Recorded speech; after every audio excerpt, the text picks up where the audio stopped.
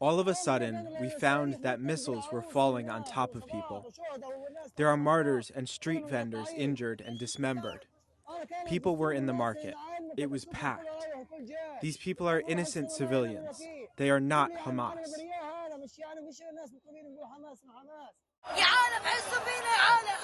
Our world, feel with us. We are tired. The martyrs are spread around. Call us ambulances. Bring us ambulances. We were sitting around, and all of a sudden, this happened.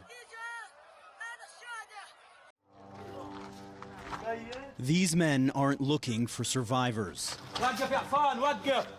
Amid the rubble of another Israeli airstrike, they are here for the bodies. After all, how could anyone survive destruction on this scale?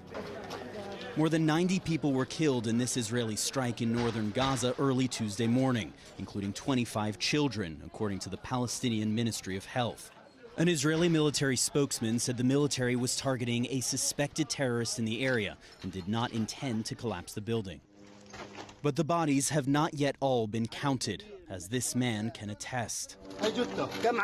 Here's a body, and here's another, and another, he says, pointing out their locations. And then there are the bodies of this boy's uncle and cousin, wedged between two thick slabs of concrete. A pair of feet is all that is visible. Gaza's rescue workers cannot reach this part of northern Gaza, which has been besieged by the Israeli military for nearly a month. That means no heavy machinery, just bare hands sifting through the rubble.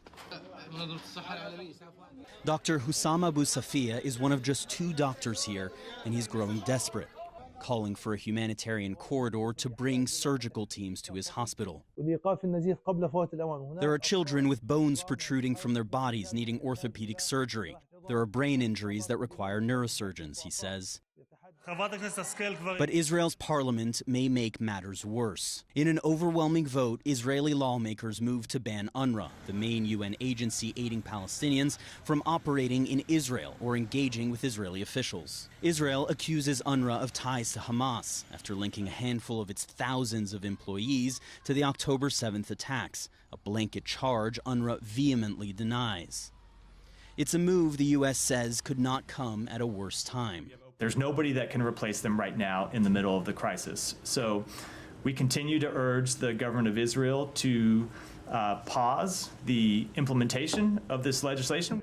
In Gaza, that urgency is all too real.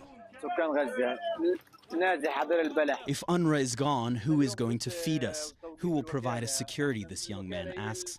Who is going to take us in? Jeremy Diamond, CNN, Jerusalem.